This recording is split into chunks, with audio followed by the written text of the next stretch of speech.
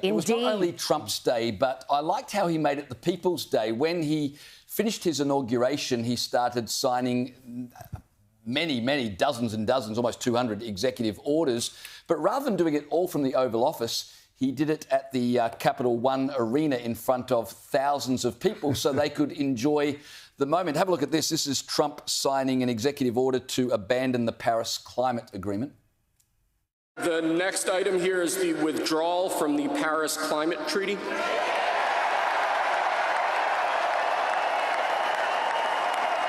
We're going to save over $1 trillion by withdrawing from that treaty.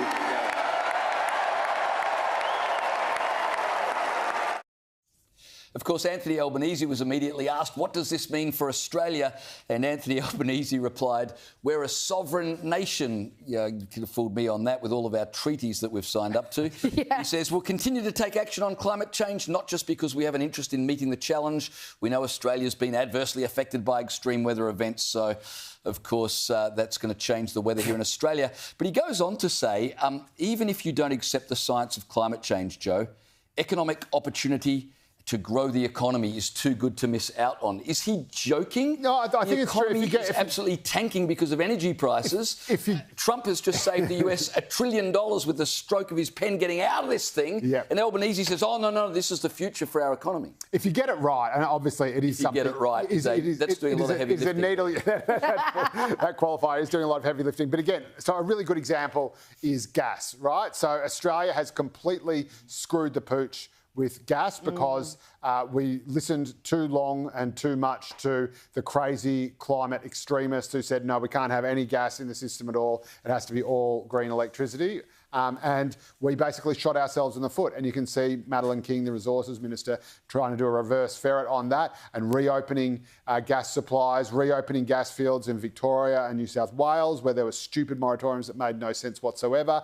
The Victorian Premier, Jacinta Allen, is now begging for more gas, having banned it from use in all households. And again, we're opening the gas fields in Narrabri, which have been delayed for how many years? But isn't the point Trump has gotten rid of ideology out of energy policy? That's right. Let's just get cheap, reliable energy. So that's right. So he's doing that. Australia is still wrapped up in this ridiculous ideology. But what Albanese is saying is there are opportunities to, for example, hydrogen.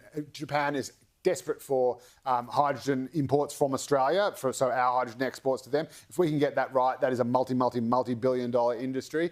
And again, we've got heaps of gas, which is better than coal and better to burn than coal. If we exploit that instead of suppressing it because it's not perfect, which is what the Greenies want to do, then that is a huge opportunity. In fact, the reason why we have gas shortages in Australia is because the gas producers can sell it for so much more overseas. So again, you can get it right if you're sensible and pragmatic about it, but not when you are sort of one-eyed about it, and that was what I think. Yeah, not when you're signed up to the Paris Agreement, the most expensive piece of paper on the face of planet Earth.